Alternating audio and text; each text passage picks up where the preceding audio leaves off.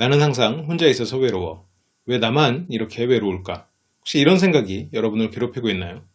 오늘은 외로움에 대한 이야기, 그리고 여러분들이 그 외로움을 깨고 나올 수 있는 그런 도움을 드리도록 하겠습니다. 안녕하십니까? 심리대화 LBC 소장 임철웅입니다. 오늘은 외로움에 대한 이야기를 좀 해드리려고 해요. 자, 외로움은 일단 뭘까요? 외로움은 우리를 어떤 의미로 우리에게 경고를 하는 것일까요? 우리 마음에는 부정적인 마음, 긍정적인 마음들, 다양한 마음들이 있는데 이런 마음들은 일단 기본적으로 우리를 보호하는 것이다 라고 제가 예전에 한번 말씀드린 적이 있었죠. 어떤 우리에게 경고를 보내는 것일 수도 있고 우리에게 저거를 주의해라 라는 얘기를 하고 있는 것일 수도 있겠죠. 다만 그것이 너무 과해서 우리의 현실을 망가뜨리는 경우도 있겠지만요. 외로움은 어떤가요? 외로움은 좀 더 과거로 거슬러 올라가서 생각해보면 그 외로움에 대한 실체를 확인하기가 좀 더 쉽습니다. 외로움은 원래는 두려움하고 가까운 성질의 느낌이었죠. 원시시대로 거슬러 올라간다고 생각을 해보자고요. 우리가 초원에 홀로 서 있는 그 상황을 떠올려 보면 우리가 혼자 있다는 그 느낌은 외로움, 그 느낌은 두려움이에요. 야, 이러다 죽겠구나. 야, 어디선가 동물 울음소리가 들리는 것 같고 무섭죠. 그런데 지금 혼자 있는 느낌은 어때요? 두려움이 아니에요.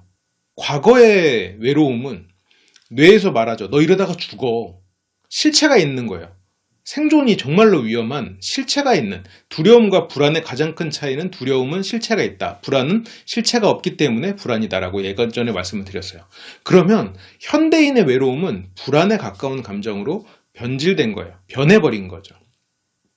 내 마음에 과거의 인류가 느꼈던 것 같은 그런 외로움의 느낌은 있는데 내가 왜 외로운지 정확히 몰라요. 불안해 그냥.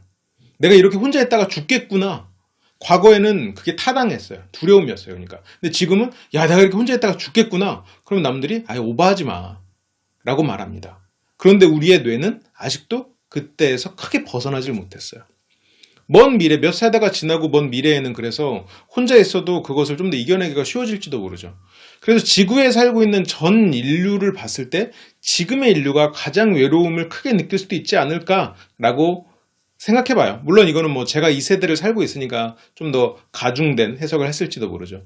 그렇지만 과거만큼 실체적인 두려움이 없고 실체적인 그 두려움에 외로울 때 두려움의 대상이 없고 미래만큼 혼자인 것에 익숙해지지 않은 세대가 아닌가 이런 생각을 좀 해봐요. 왜냐면 우리 당장 부모님 세대만 해도 혼자서는 그 생존의 위협을 받을 만한 세대였어요. 당장 농사를 지어도 혼자서는 못 지어요. 굶어 죽을 수 있습니다. 지금은 어때요? 집에 혼자 있어도 솔직히 사는데 아무 문제 없어요. 왜냐면 제가 약간 그런 식의 생활 패턴을 가지고 있어서 혼자 사는데 아무 문제 없습니다. 외롭다고 해서 안 죽어요.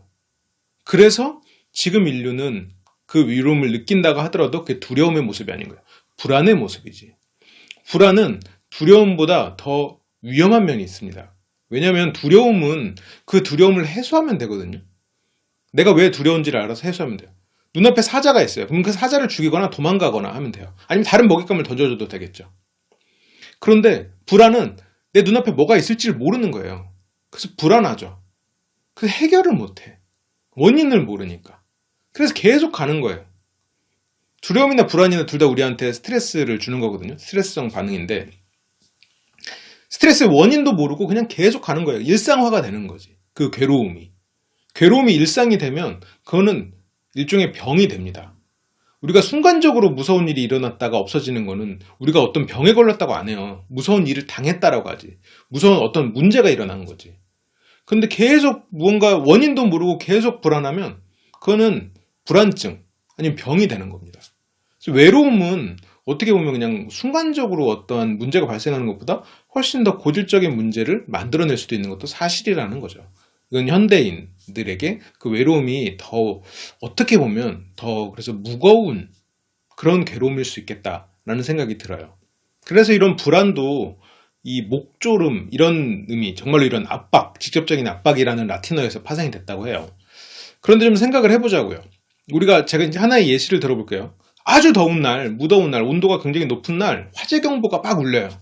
너무너무 시끄럽죠. 그러면 그 화재경보는 잘못된 거잖아요. 오버하고 있는 거잖아요. 그럼 가서 그 화재경보를 그냥 끄면 되나요? 물론 끄면 되죠. 근데 일사병에 걸려서 쓰러질 수도 있는 거예요. 일단 더운 건 사실이니까. 온도가 높은 건 사실이니까. 그래서 그 사이렌을 무시하는 것도 안 되고 그 사이렌에 정말로 호들갑을 떨면서 소방차를 부르는 것도 안 되는 거예요. 이 사이렌이 왜 울렸을지는 알아야 된다는 거죠. 외로움이 이와 비슷한 거예요. 이 외로움이 왜 느껴지는지 알아야 돼요. 그런데 이렇게 외로움을 느끼시는 분들 중에 많은 분들이 굉장히 그 원인을 뭉뚱그려서 생각하는 말씀들을 많이 하세요. 나는 혼자 있어서 외로워.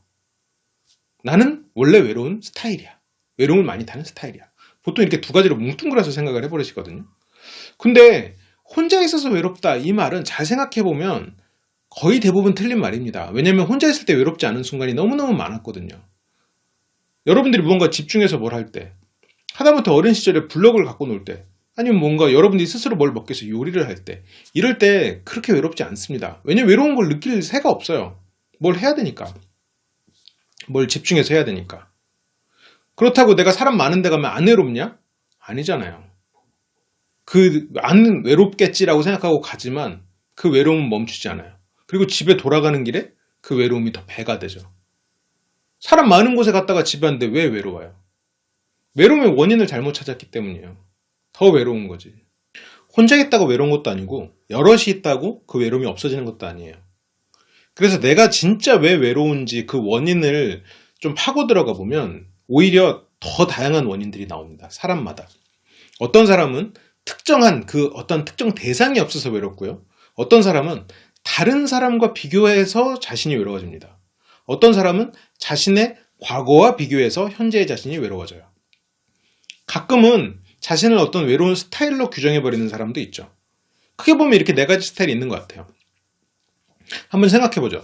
특정 인물이 없어서 외롭다라는 거는 뭐 그냥 직관적으로 생각했을 때 그 특정 인물을 다시 곁에 두지 않는 한 그 외로움은 없어지지 않아요.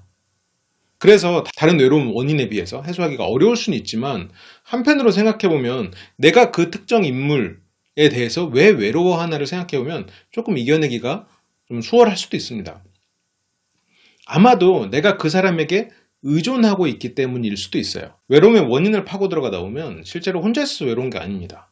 근데 혼자 있어서 외로운 줄 알고 혼자 있지 않으려고 애를 쓰면 쓸수록 점점 더 외로워지는 거죠. 그 외로운 감정이 점점 커지는 거죠. 해소가 안 되니까.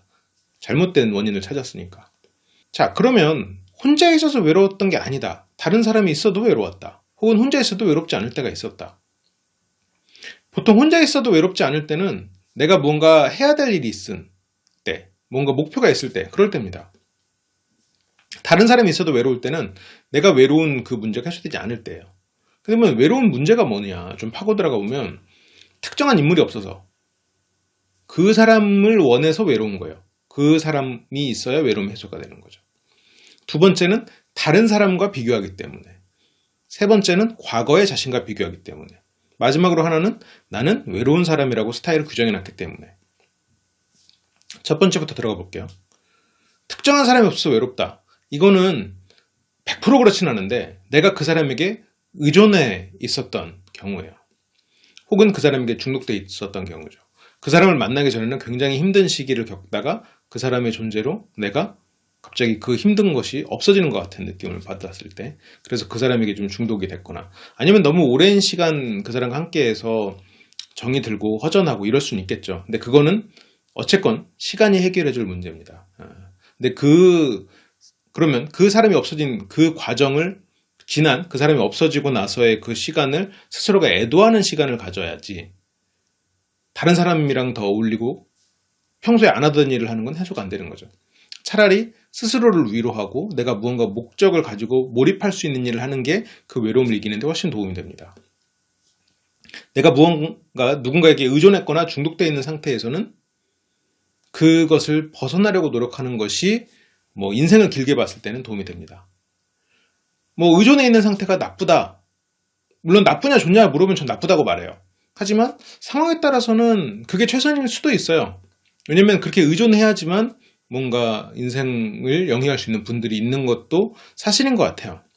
이거에 대해서 좀 나중에 다시 다룰게요. 왜 의존하는 것이 나쁜가. 하지만 그것만이 답일 수도 있지 않을까라는 것에 대해서 나중에 다시 좀 얘기하기로 하고, 어쨌건 내가 누군가한테 의존하기 시작하면 그 사람은 90%를 제가 정할 수는 없지만 대부분의 사람은 나한테 의지하는 사람, 나한테 의존하는 사람에 대해서 처음에는 좋게 볼 수도 있습니다. 왜냐면 나를 의존시킴으로써 관계를 만들어서 내가 그 사람의 마음을 얻었다는 것, 그게 자기 자존감도 올려주고, 그리고 상대와 관계가 시작됐다는 게 행복하거든요.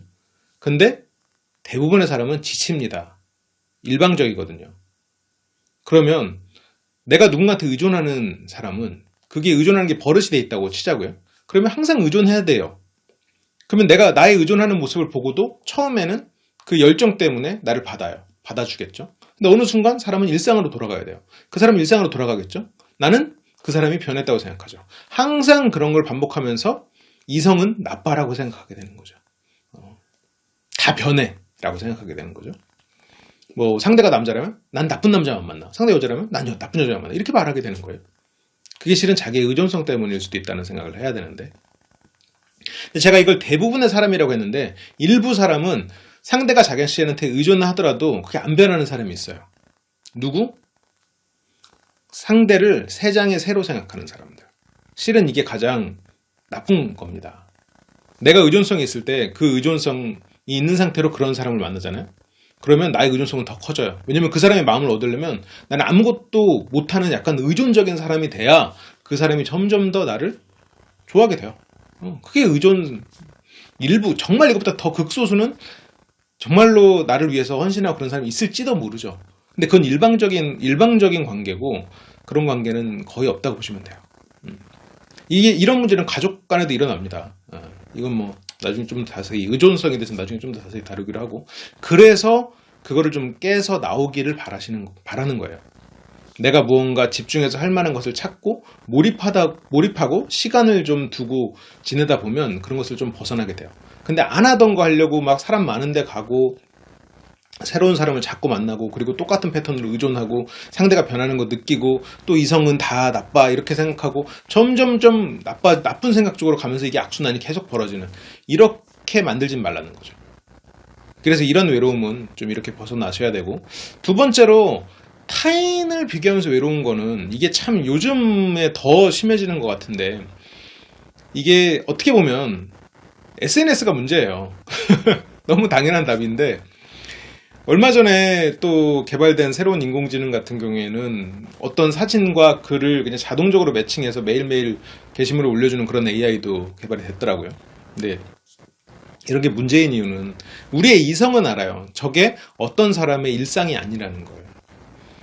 특별한 날, 특별한 시간에 특별한 사진을, 수많은 사진 중에서 한 장을 고른, 뭐 몇 장일 수도 있겠죠. 그 고른 결과물이잖아요. 그래서 그걸 계산해보면 그 사람 인생의 0.1%밖에 안 될 거예요. 1%, 많이 봐도 1%예요, 1%. 그렇죠?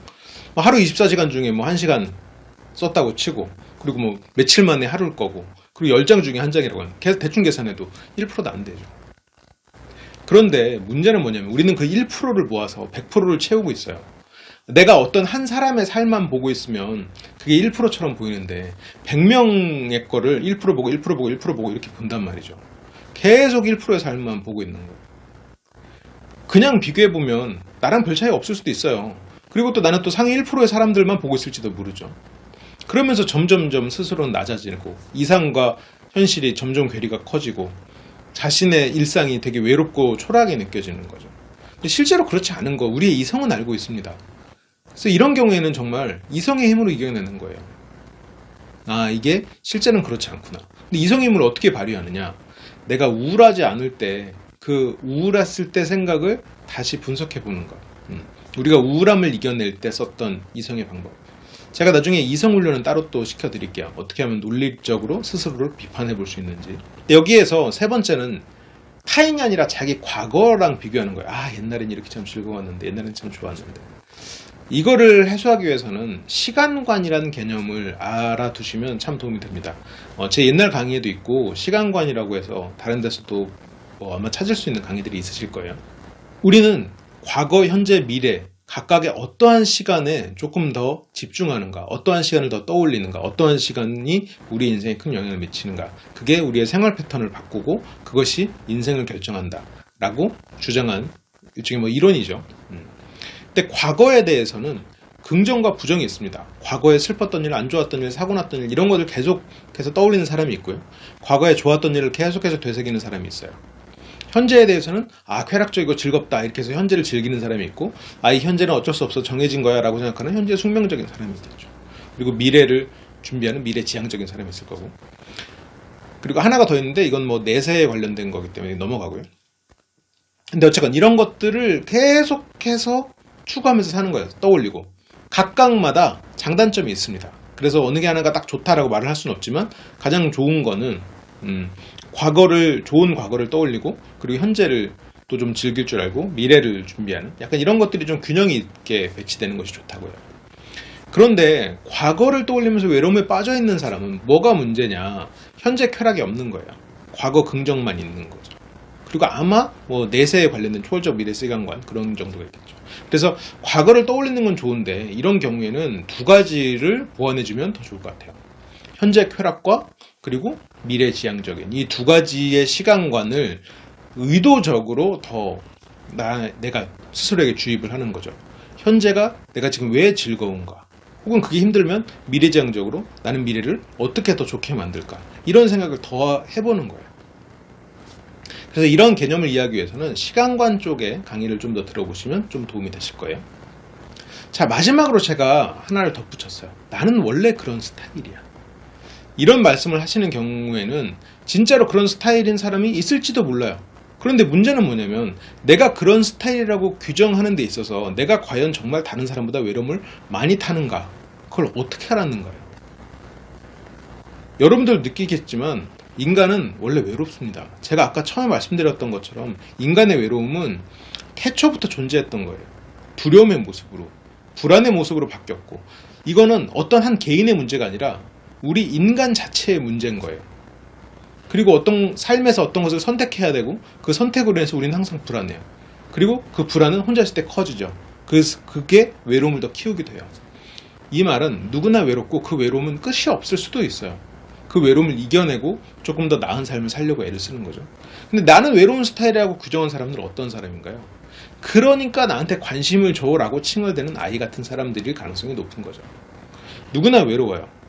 그럼에도 불구하고 성인이 돼서 그 외로움을 다루는 법을 깨닫는 거죠. 목적을 가지고 열심히 살고 그러면서 외로움을 잊게 되고 누군가를 만나고 안 만나더라도 자기 자신의 또 다른 자신을 발견하고 창의적으로 생각하고 다른 각도로도 보고 이러면서 계속해서 우리는 외로움을 이겨내는 거죠. 그런데 그런 노력을 안 했다면 외로움을 더 타는 스타일로 남았을지도 모르죠. 애정결핍 때문에 그랬다? 애정결핍이라는 단어가 참 듣기 좋아요. 애정이라는 좋은 단어와 결핍이라는 되게 있어 보이는 단어. 그런데 이거는 결국 무언가가 없는 거예요. 나는 돈 결핍 상태야. 그냥 가난한 거예요. 돈 결핍 상태면 어떻게 해야 되나요? 열심히 일을 해서 돈을 벌 생각을 하거나 아니면 정말로 돈도 벌 수 없는 상황이면 어디 가서 구걸을 해야죠. 돈을 이렇게, 구걸이 물론 나쁘다 볼 수도 있고 좋다 볼 수도 있겠지만, 자, 애정도 마찬가지예요. 돈은 그런데 내가 누군가 나한테 달라고 해요? 줄 수도 있어요. 주고 끝내면 돼. 애정은 어떻게 해요? 관계를 이어가야 돼. 이 사람한테. 그리고 나 혼자 돈을 만들어낼 수도 없어요. 내가 애정 결핍이면, 돈 결핍이면 내가 돈을 벌 수도 있는데 애정 결핍은 내가 애정을 만들어내지도 못해. 그러니까 거의 이건 무조건 구걸하고 다녀야 돼. 남한테. 그래서 그렇게 말을 하는 사람은 실은 굉장히 비참한 상태인 거예요. 스스로가 굉장히 어리고 비참한 상태인 거예요. 그러니까 좋은 단어가 있다고 해서 좋은 상태가 아닌 거죠.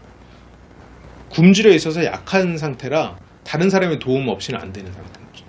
그런데 그런 경우에 도움을 안 받아야 되나? 도움을 받아야 되나?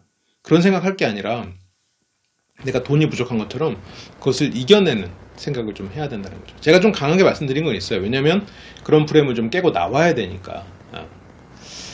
그렇습니다. 오늘은 외로움에 대한 이야기를 했고, 다음 시간에는 또 다른 여러분들의 어떤 감정, 부정적인 거에서는 좀 끄집어 나올 수 있는 그런 이야기를 좀 더 해볼게요. 시청해주셔서 감사합니다.